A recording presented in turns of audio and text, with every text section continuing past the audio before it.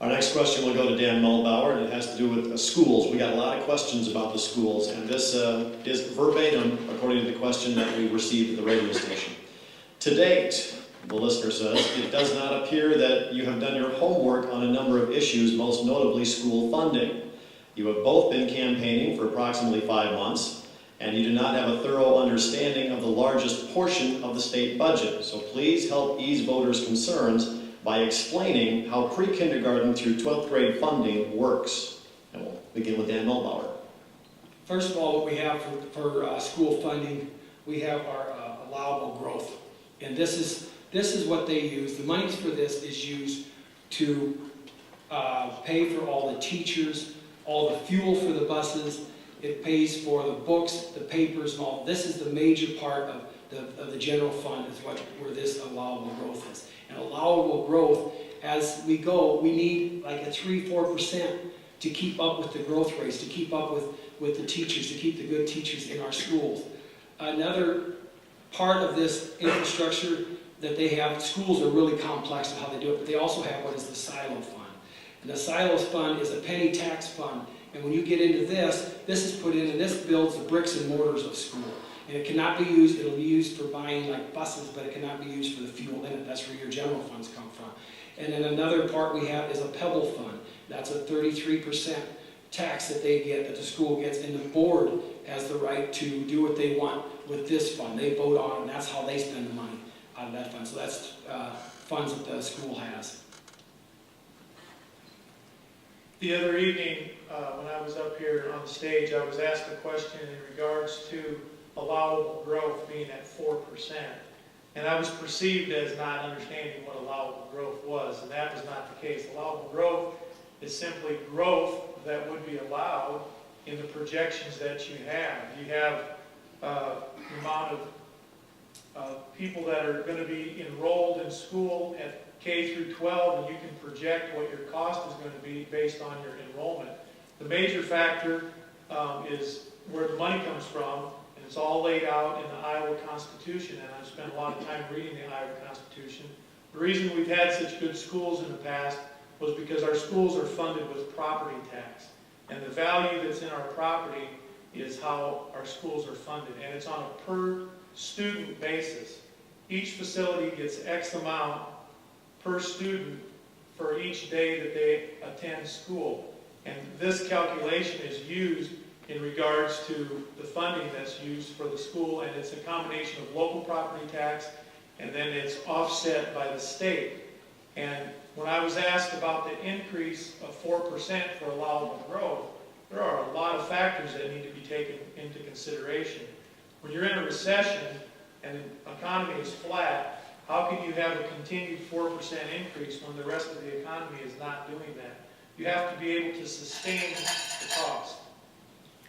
We'd like to take a moment to remind both candidates here that we need to have you speak into the microphone. Sometimes we're having a hard time picking you up on the radio. So here we can hear you just fine, but on the radio we can't. This next question, you'd like to respond? Yes, he was talking about this, and what he talked about last time with allowable growth, he wanted to hold the basis. No more allowable growth. If you do that, your property taxes will skyrocket. You have to either raise property taxes to fund these schools, or you will have to release teachers or programs. And if we're going to keep a strong school system, we have to fully fund these schools to keep them going in the right direction. We cannot let allowable growth go away. Our next question will go to Can I David. respond to that? Sure. I just got done saying that sometimes there is allowable growth. That's why they call it allowable, because it might not be allowable.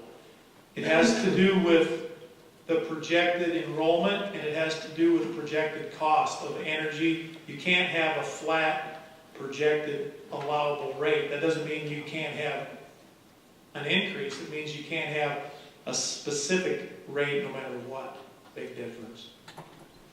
Our next question will go to Dan Dirks, and the question says, what will you do to strengthen early childhood services for preschoolers, including access to preschool, and improve Iowa's children's readiness for success in school overall? What would I do? I would encourage people to stay married. I would encourage women to stay home. I would encourage men to work harder. I would encourage people to be more frugal with their money so they can live on one income, so that they can have a more positive impact on their children. These children are on loan from God to the parents. They don't belong to the state. That'd be my answer.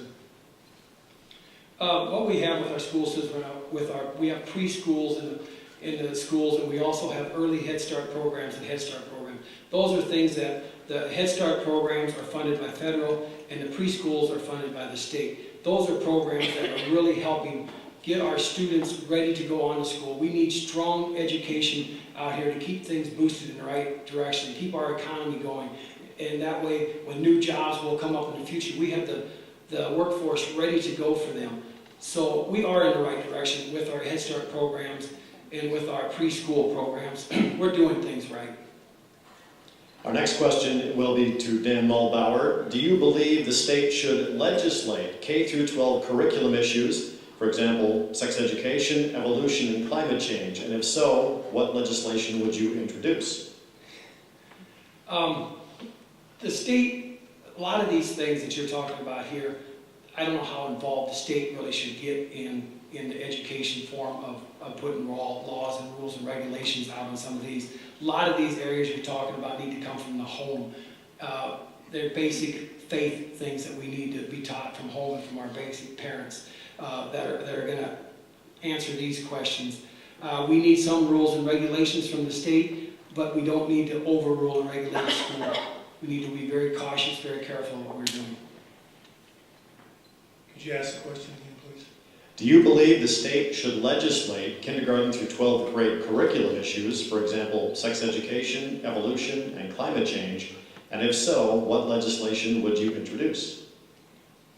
I would encourage legislation. The answer would be yes, and I would encourage legislation that would give options to the school districts and options to the teachers.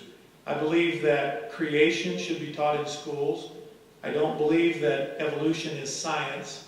Science, the definition of science is it has to be something that can be duplicated and observed and observable. And evolution cannot be duplicated and it cannot be observed.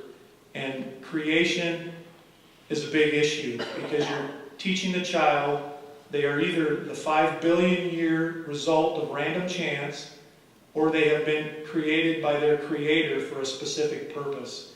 And I would think the latter would be much more appropriate in trying to teach morals to children.